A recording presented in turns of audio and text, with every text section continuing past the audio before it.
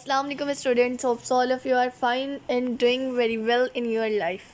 अच्छा भाई बच्चों, मेरा नाम डॉक्टर लाइबा है और आपको ये लेक्चर्स प्रोवाइड किए जा रहे हैं मिस उस्तानी जी के प्लेटफॉर्म से। ठीक है, देखो आज जो हमारा बेसिकली टॉपिक है ना वो है प्रोटीन।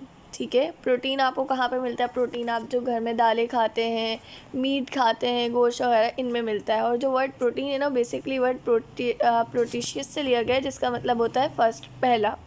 ठीक है, अब ये जो होते हैं ना, बेसिकली मैक्रो मॉलिक्यूल होता है, यानी बड़ा मॉलिक्यूल होता है। और कैसा होता है? नाइट्रोजीनस होता है, यानी इसके अंदर नाइट्रोजन मौजूद होता है। अगर मैं आपको इसका स्ट्रक्चर बना के दिखाऊँ तो इसका स्ट्रक्चर ऐसा होता है कि आर, यानी कार्बन से एक तरफ आर अटैच है, एक तरफ आपके पास NH2 अटैच है। ठीक है, एक तरफ हाइड्रोजन अटैच है और एक तरफ COOH। यहाँ आपको नाइट्रोजन नज़र आ रहा है। बेसिकली इसकी वजह से हम इसको नाइट्रोजीनस मैक्रोमोलिक्यूल भी कहते हैं। ठीक है, प्रोटीन जो होता हैगा, अगर आप आर्किटेक्चर के हिसाब से देखें, यानी हमारे लिविंग मैटर के अंदर जो होता है ना, फंक्शनिंग भी होता है और इसकी सेंट्रल पोजीशन भी होती है। ठीक है, किससे बने हुए होते हैं? कार्बन, हाइड्रोजन, नाइट्रोजन, ऑक्सीजन, और बहुत कभी कभार ऐसा भी होता है कि इसके अंदर सल्फर और फास्फोरस भी पाया जाता है। प्रोटीन को कैसे डिफाइन करेंगे? प्रोटीन की डेफिनेशन ये होगी कि द पॉलीमर्स, यानी कि आप बहुत सारे अमाइनो एसिड्स को जोड़ दो तो उनको जोड़ने से जो बनेगा ना पॉलीमर, उसको प्रोटीन कहते हैं। ठीक है, अब आ जाए what is amino acid. Amino acid जो होता है वो बिल्डिंग ब्लॉक होता है प्रोटीन का। जैसे इंसानों में हम लोग कहते हैं ना हमारा बिल्डिंग ब्लॉक सेल है, हम सेल से मिलकर बने, छोटे छोटे सेल से, ऐसी प्रोटीन भी बहुत छोटे छोटे अमाइनो एसिड से मिलकर बना हुआ। ठीक है, ये बाय फंक्शनल कंपाउंड्स होते हैं। सही है, इनके पास क्यों होते हैं बाय फंक्शनल?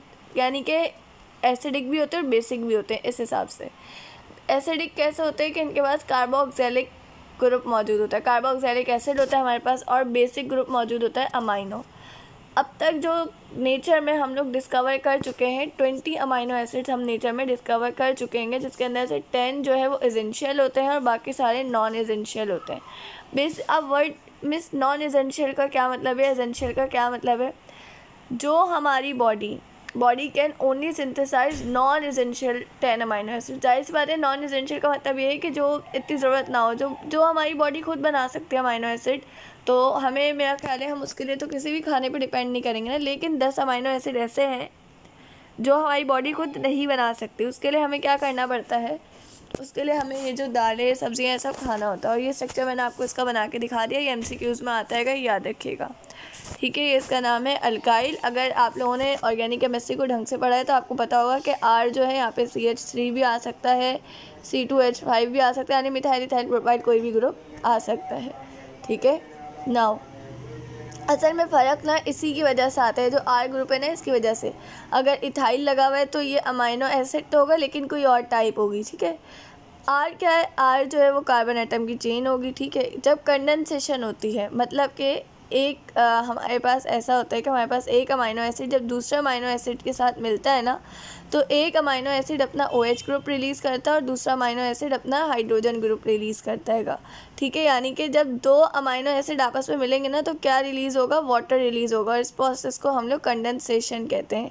ठीक है, इसकी वजह से एक बॉन्ड बन जाता है और उस बॉन्ड को हम पेप्टाइड बॉन्ड कहते हैं। जैसे ग्लूकोज के बॉन्ड को क्या कह रहे थे? ग्लाइकोसिडिक बॉन्ड कह रहे थे। बेटा ये जो स्ट्रक्चर है ये तो आपको पता है, एक तरफ R है, एक तरफ NH2, एक तरफ H है। COOH को अगर मैं खोल के दिखाऊँ ना तो ये ऐसे बनेगा, क्या कहते हैं, COOH,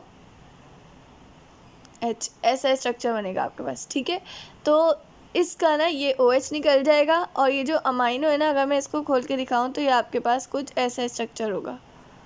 ठीक है, ऐसा, तो इसका ये वाला हाइड्रोजन निकल जाएगा।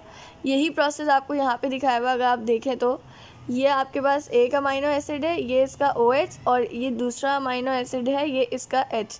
ये दोनों आपस में निकले, यानी कि H2O एलिमिनेट हुआ, H2O निकल गया और ये आपस में जुड़ गए। इस प्रोसेस को हम लोग कंडेंसेशन कहते हैं। और इसके अंदर कौन सा मॉलिक्यूल निकलता है? वाटर। MCQs आ जाता है कि कौन सा मॉलिक्यूल निकलता है? वाटर निकलता है, कार्बन निकलता है, ऑक्सीजन निकलता है, क्या निकलता है? और जो बॉन्ड बनता है उसको पेप्टाइड बॉन्ड कहते हैं। ठीक है, प्रोटीन जो होता है ना वो 60 से लेकर 6000 तक अमाइनो एसिड जो है अपने अंदर रखता है। ठीक है, प्रोटीन मॉलिक्यूल जो होता है वो कैसे बनता है, 2 अमीनो एसिड से बनता है, जिसको हम लोग डाईपेप्टाइड कहते हैं। अगर 2 अमीनो एसिड मिले तो 3 मिले तो ट्राईपेप्टाइड, 4 मिले तो टेट्रा, ये वो, ठीक है। अब प्रोटीन का मॉलिक्यूलर वेट क्या होता है? प्रोटीन का मॉलिक्यूलर वेट जो होता है ना वो 43,000 से लेकर 5, पता नहीं क्या लिखा हुआ है भाई, पढ़ लेना, 50,000 है, 50 नहीं, हज़ार तो नहीं हो सकता, लाखों में, करोड़ भी नहीं हो सकता, डेल्टन्स के बराबर होता है। और एक डेल्टन हमारे पास 1 एटॉमिक मास यूनिट के बराबर होता है, ठीक है। अच्छा भाई ये तो ओवरऑल एक जनरल बात की हमने प्रोटीन की। प्रोटीन हमें कहाँ से मिलता है? अंडों से मिलता है, दालों से, पल्सेस से, नट्स से, एडिबल सीड्स यानी ऐसे सीड्स जो आप खा सकते हैं, अक्सर मकई वाले के पास होते हैं ना वो, ठीक है। अच्छा, इसके अलावा चीज़ वगैरह से इसके यूजेस क्या होते हैं? एनिमल प्रोटीन जो हमें एनिमल्स के गोश्त वगैरह से मिल जाते हैं, जैसे कि मटन से, पोल्ट्री से, फिश से, अंडों से, ठीक है। ह्यूमन जो होता है ना वो इनको अब कैसे यूज़ करता है? Human consume them as food. हम इसको कैसे खाते हैं? हम फूड के तौर पे हम खाने के तौर पे खाते हैं। और ये किस लिए रिक्वायर होता है? प्रोटोप्लाज्म की प्रोडक्शन के लिए रिक्वायर होता है, ठीक है। अच्छा, उसके अलावा एक चीज़ तो आपको पता चल गया कि प्रोटीन जो है उसको हम खाने के लिए यूज़ करते हैं। एक प्रोटीन एंजाइम के तौर पे भी यूज़ होता है। एंजाइम क्या करता है? आपकी बॉडी के अंदर केमिकल प्रोसेसेस को या तो तेज़ कर देंगे या स्लो कर देंगे, ठीक है। मतलब कोई प्रोसेस हो रहेगा, यानी कि आपने पढ़ा था ना कल क्या कहते हैं, या हार्मोन वगैरह होते हैं ना, तो हार्मोन भी इसी से बन रहे होते हैं प्रोटीन से। जैसे कल आपने नहीं पढ़ा था कि ग्लूकोज जो होता है जब उसको ग्लाइकोजन में कन्वर्ट करते हैं तो किसकी हेल्प से करते हैं? उसको हम क्या कहते हैं, इंसुलिन की हेल्प से करते हैं। ये हाईली स्पेशलाइज्ड होते हैं, ठीक है, और बहुत ज़्यादा एफिशिएंट होते हैं। जो हमारे पास एंजाइम होते हैं ना, बहुत सारे एंजाइम जो होते हैं वो फार्मास्यूटिकल्स में भी यूज़ होते हैं, मतलब मेडिसिन बनाने के लिए, ठीक है। ब्लड कैंसर में भी यूज़ होते हैं। इसके अलावा ब्लीडिंग अगर किसी को हो रही हो ना तो उसको डिक्रीज़ करने के लिए भी यूज़ होते हैं, यानी कि खून अगर बह रहा हो तो उसको डिक्रीज़ करने के लिए। Protein are hides, they are used as in the tanning process. इसको टैनिंग प्रोसेस में यूज़ किया जाता है ताकि लेदर बनाई जा सके। लेदर जो है, लेदर से आपको बताएगा आपके जूते बनते हैं, कोट बनता है, खेलने का सामान बनता है, और भी बहुत सारी चीज़ें बनती हैं। आपकी बोन्स जो होंगी वो प्रोटीन में रिच होती हैं। आपकी क्या, हर किसी की होती है, ठीक है। मतलब कोई भी आप उठा लें, सूप वगैरह पीते, यखनी वगैरह पीनी चाहिए क्योंकि उसके अंदर प्रोटीन ज़्यादा होता है और यखनी बहुत पावरफुल होती है। अक्सर लोगों को अगर उनका मतलब इतना ज़्यादा अच्छा नहीं होता ना स्टमक वगैरह का, मैदे का काम, तो उनको फ़ौरन डायरिया हो जाता है, ठीक है। जब आप बोन्स को कुक करते हैं, पकाते हैं, तो आपको नज़र आता है वो गाढ़ा गाढ़ा सा बनता है। पाए बनाते हो गाढ़ा गाढ़े से हो जाते हैं, क्यों? क्योंकि जो जेलेटिन होता है ना वो प्रोड्यूस होता है।